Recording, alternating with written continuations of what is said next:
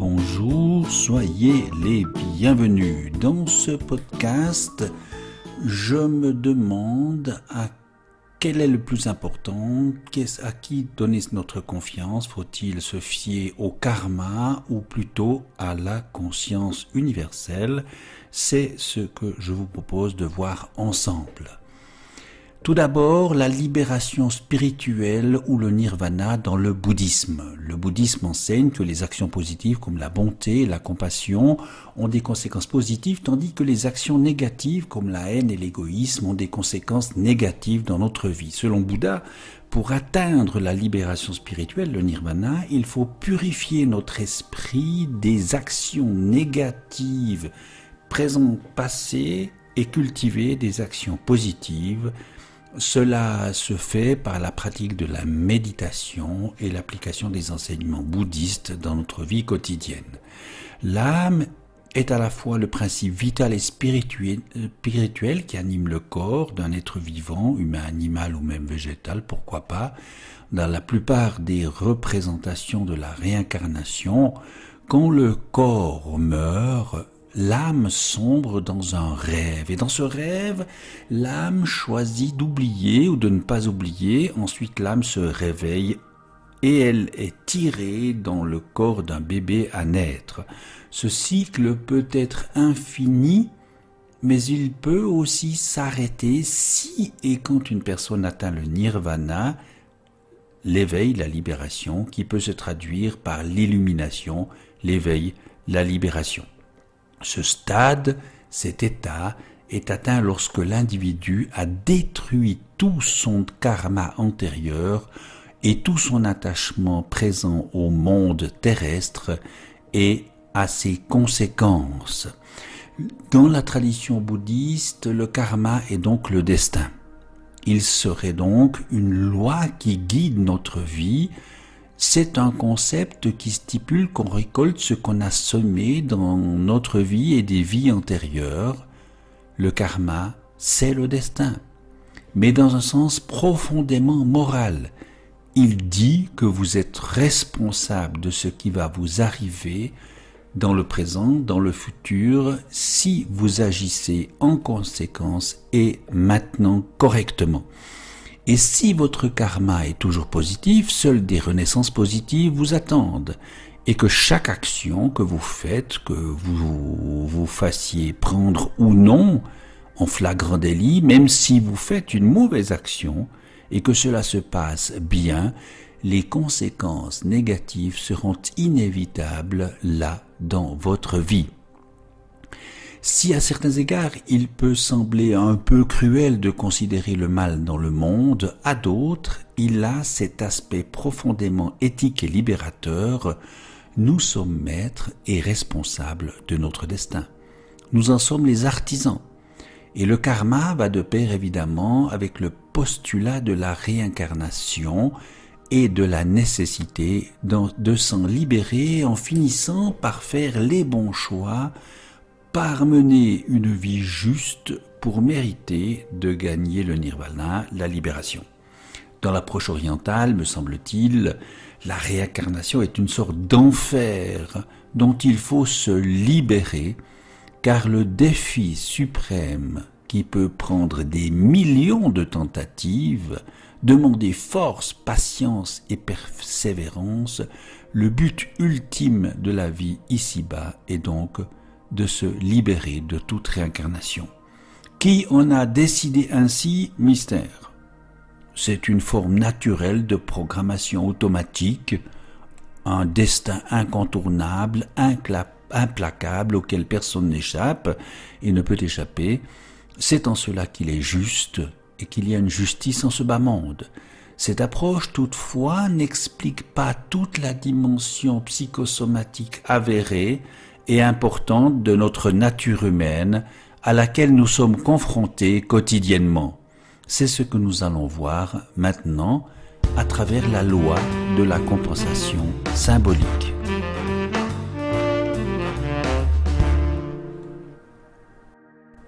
Comme l'a très justement démontré le docteur Thomas Lamotte, Les maladies peuvent être de nature somatique ou psychique, mais elles viennent compenser un sentiment de culpabilité qui n'a pas pu être exprimé.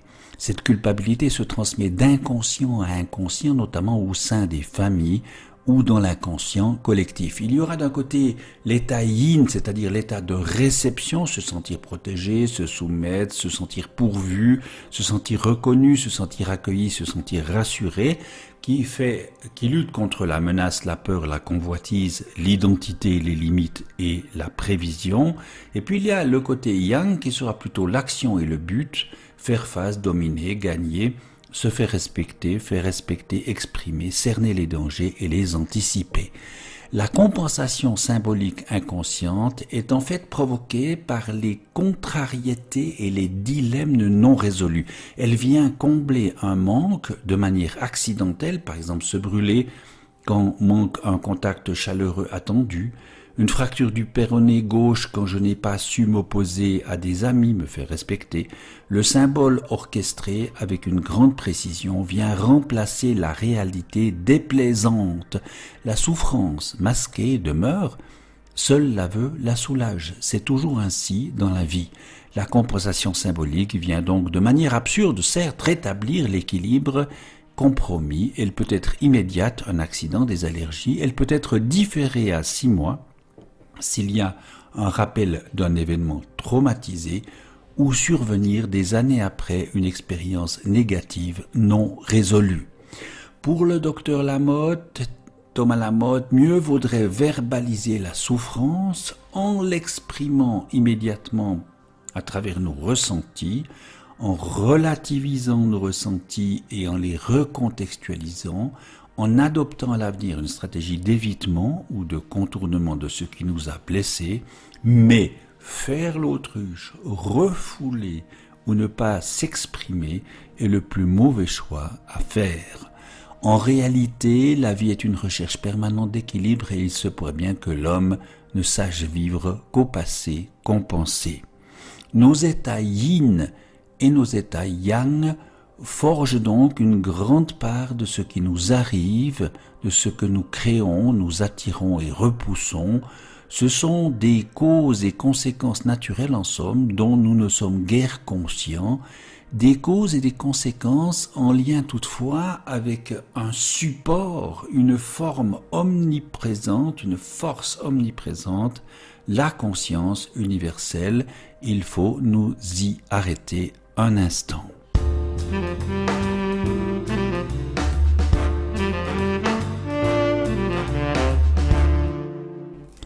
Dans l'approche de Nassim Haramein, du moins dans ce que j'en comprends, si la conscience universelle est bien la matrice de toutes les formes de vie dans l'univers, elle n'a pas pour fonction de punir ou récompenser les humains ou de les astreindre à quoi que ce soit, pas même à mener une vie digne ou juste pour passer ensuite à autre chose et éviter ainsi le cycle infernal des réincarnations.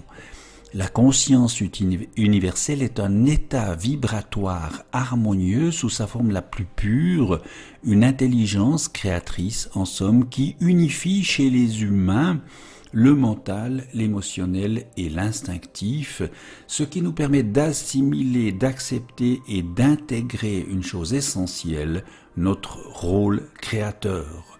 Tout ce qui est autour de nous et tout ce que nous sommes est l'expression de cette conscience universelle. Nous avons, par elle, la capacité de créer, d'attirer et de repousser ce qui constitue en grande partie notre vie ou notre destin.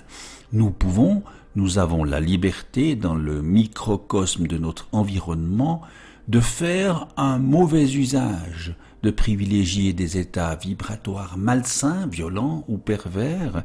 Nous pouvons dénaturer la vie par attachement à des pulsions égoïstes, sadiques ou masochistes. Nous pouvons aimer souffrir et faire souffrir. À la mort, notre corps, notre parcours de vie sera mémorisé comme les autres dans la mémoire de l'espace-temps. Que deviendra-t-il? Mystère. Sera-t-il épuré, purifié avant d'être mémorisé? Mystère. Le négatif sera-t-il contenu et empêcher de nuire? Mystère encore. Toutefois, dans l'approche de Nassim, la loi de la vie n'est pas la loi de la haine, la loi de la force ou la loi des causes mécanistes. Celles-ci sont des lois de la non-vie, de la mort, de l'entropie. La loi qui domine la vie est la loi de la coopération tendant vers des buts toujours plus élevés, et c'est aussi vrai pour les formes de vie les plus primitives. Chez les humains, cette loi prend la forme de l'amour qui est le but le plus élevé.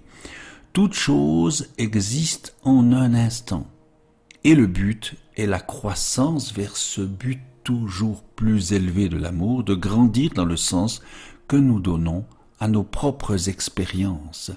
Nous sommes un corps physique, mais aussi un corps énergétique, mental et émotionnel. Grandir veut dire aussi quitter des états vibratoires déplaisants et néfastes.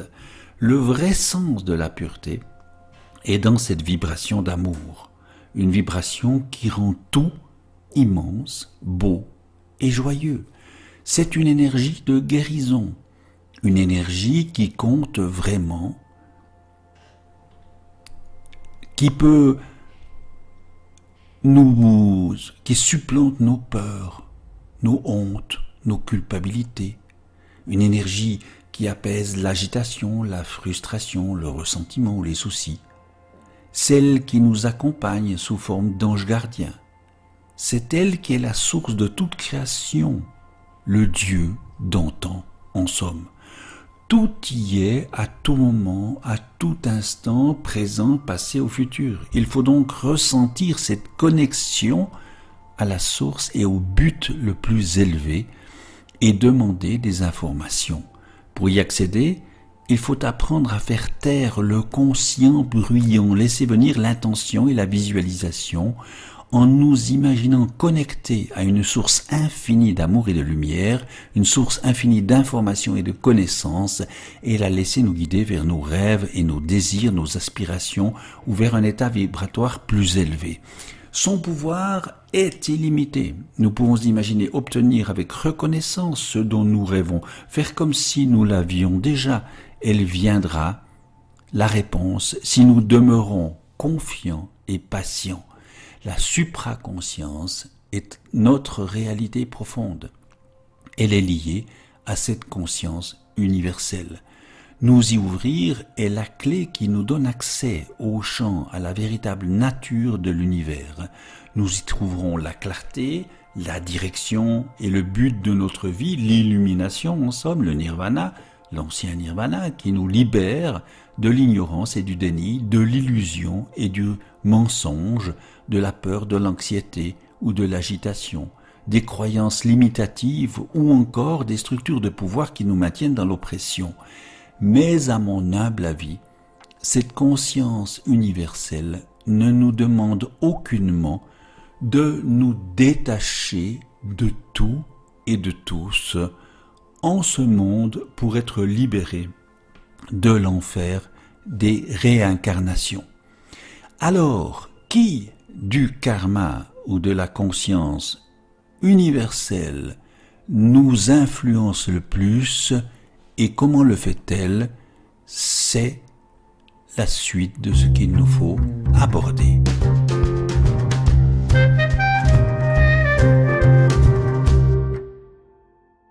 La réponse à cette question nous est donnée dans cette petite histoire.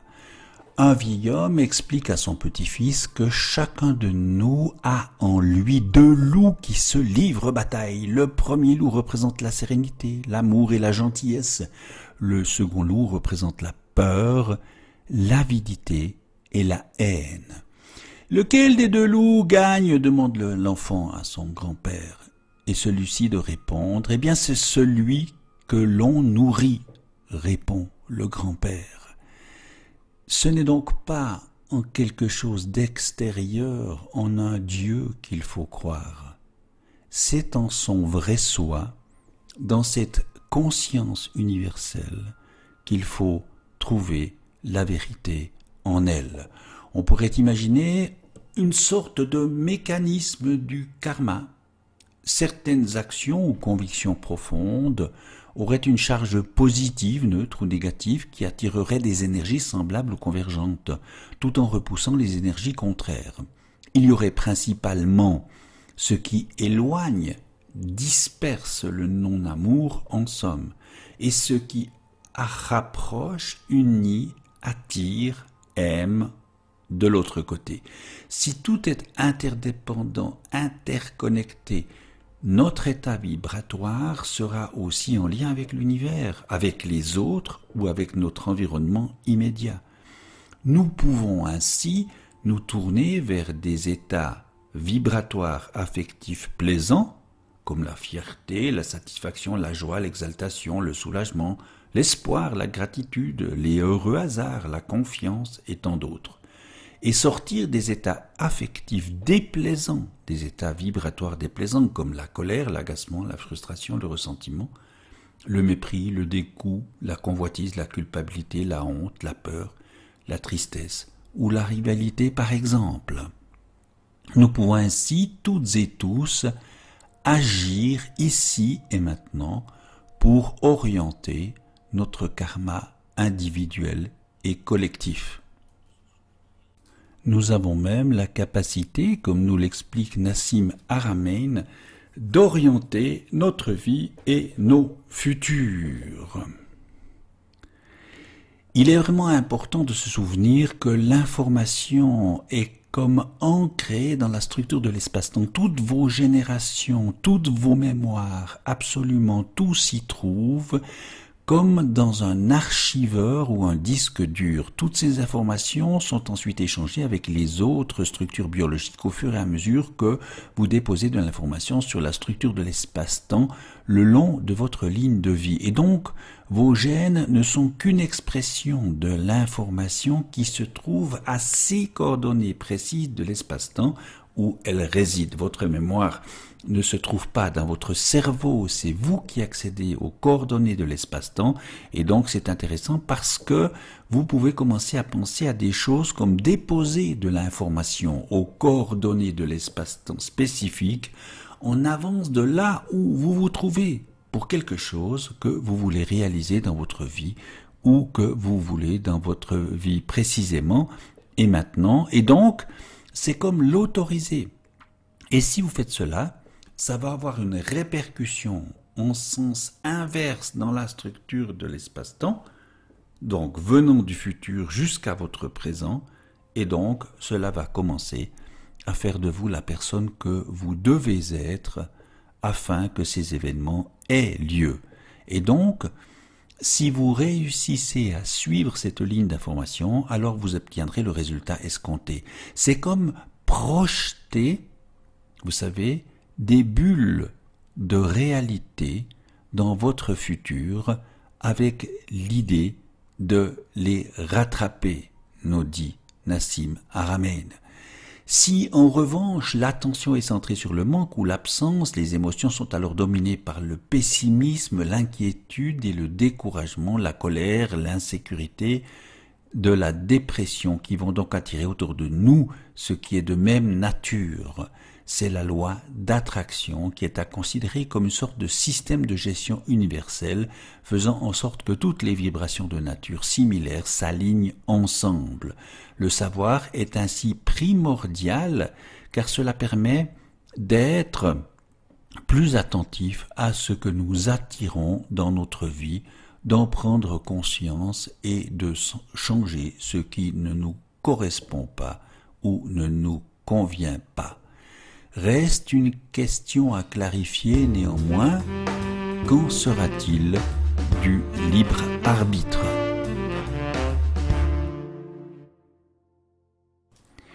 Dans l'approche de Nassim Haramein, du moins dans ce que j'en comprends, le libre arbitre est seulement un phénomène local. Localement, vous avez votre libre arbitre. Vous pouvez interpréter les choses autour de vous comme bon vous semble, mais il existe aussi des échelles plus grandes que la vôtre, nous dit Nassim, qui font la même chose.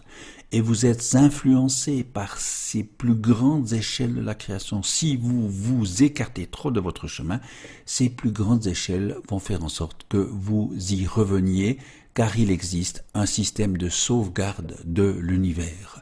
Pour que les choses puissent toujours aller vers plus de cohérence et pour empêcher qu'une chose puisse tout à coup tout détruire. Le système ne peut donc pas s'auto-détruire.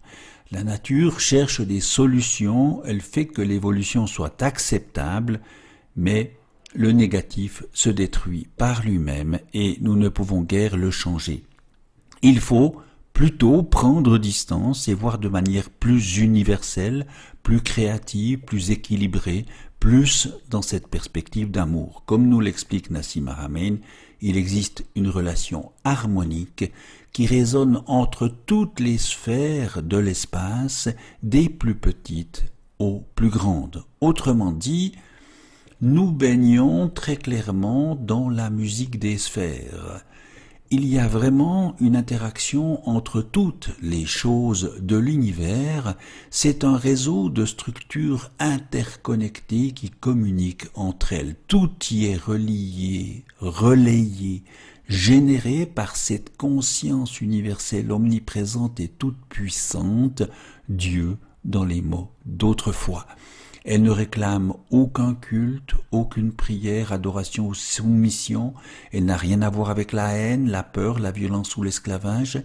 Elle ne saurait nous pousser à la guerre, au martyre ou au sacrifice. Elle veut seulement, sous la forme humaine, faire l'expérience de son merveilleux pouvoir créateur à travers chacune et chacun de nous en somme. Et dans cette mise en expérience, tout se fera sur un plan individuel et collectif, car tout est relié, relayé, interconnecté, unifié et même pacifié. Il y aura principalement dans cette nouvelle spiritualité ce qui en découle, ce qui éloigne, disperse, le non-amour en somme, et ce qui rapproche, unit, aime. Si tout est interdépendant, interconnecté, notre état vibratoire sera aussi en lien avec l'univers, les autres et notre environnement immédiat. Et pour Nassim Haramein, le temps serait venu de faire une double ascension sur un plan de la science et de la technologie, aller chercher ces technologies qui sont liées au fonctionnement de l'univers, et sur un autre plus humain, aller chercher l'apaisement des relations humaines. Nous allons assister à des miracles dans un proche avenir, très certainement, mais dans combien de temps? Mystère. Cela va dépendre de tous, de notre acceptation de la plus haute connaissance. Nous aurons des choix à faire, ce qui aura une influence sur le champ morphogénique. C'est un feedback, une rétroaction, car plus nous donnons des informations au champ, plus il nous les retournera. Il y a de l'abondance dans l'univers, mais pas assez de collaboration dans notre humanité. Nous devons donc prendre soin les uns des autres. Maintenant, les niveaux de conscience montent très rapidement sous différents stress, dans différents secteurs. L'ouverture se voit, les gens en ont marre et veulent un changement. Toutes les solutions sont déjà là, mais la transition va se faire et elle dépendra de nous toutes et de nous tous.